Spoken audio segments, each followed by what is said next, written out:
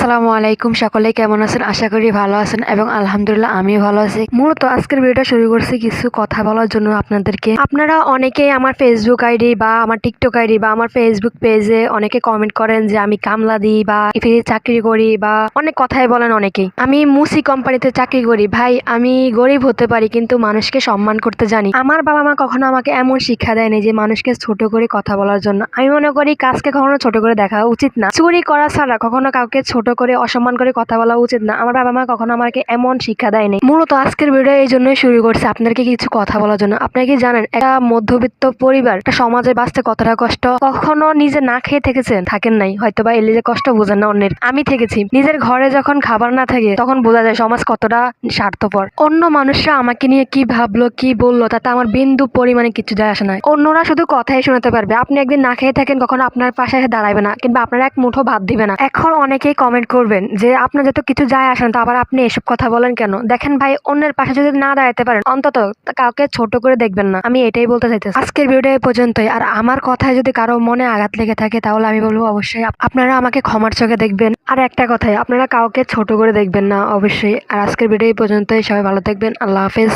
আসসালামু আলাইকুম, সকলে কেমন আছেন? আশা করি ভালো আছেন এবং আলহামদুলিল্লাহ আমিও ভালো আছি। মূলত আজকের ভিডিওটা শুরু করছি কিছু কথা বলার জন্য আপনাদেরকে। আপনারা অনেকেই আমার ফেসবুক আইডি বা আমার টিকটক আইডি বা আমার ফেসবুক পেজে অনেকে কমেন্ট করেন যে আমি কামলা দিই বা ফ্রি চাকরি করি বা অনেক কথাই বলেন অনেকেই। আমি মুসি কোম্পানিতে চাকরি করি। ভাই, আমি গরিব হতে পারি কিন্তু মানুষকে সম্মান করতে জানি। আমার বাবা মা কখনো আমাকে এমন শিক্ষা দেয়নি যে মানুষকে ছোট করে কথা বলার জন্য। আমি মনে করি কাজকে কখনো ছোট করে দেখা উচিত না। চুরি করা ছাড়া কখনো কাউকে ছোট করে অসম্মান করে কথা বলা উচিত না। আমার বাবা মা কখনো আমাকে এমন শিক্ষা দেয়নি। মূলত আজকের ভিডিও এই জন্যই শুরু করছে আপনাদেরকে কিছু কথা বলার জন্য। আপনারা কি জানেন একটা মধ্যবিত্ত পরিবার একটা সমাজে বাঁচতে কতটা কষ্ট? কখনো নিজে না খেয়ে থেকেছেন? থাকেন নাই হয়তো, বা এলে যে কষ্ট বোঝেন না অন্যের। আমি থেকেছি। নিজের ঘরে যখন খাবার না থাকে তখন বোঝা যায় সমাজ কতটা স্বার্থপর। অন্য মানুষরা আমাকে নিয়ে কি ভাবলো কি বললো তাতে আমার বিন্দু পরিমাণে কিছু যায় আসে না। অন্যরা শুধু কথাই শোনাতে পারবে। আপনি একদিন না খেয়ে থাকেন, কখনো আপনার পাশে এসে দাঁড়াবে না কিংবা আপনার এক মুঠো ভাত দিবে না। এখন অনেকেই কমেন্ট করবেন যে আপনার যত কিছু যায় আসে না, তো আবার আপনি এসব কথা বলেন কেন? দেখেন ভাই, অন্যের পাশে যদি না দাঁড়াতে পারেন অন্তত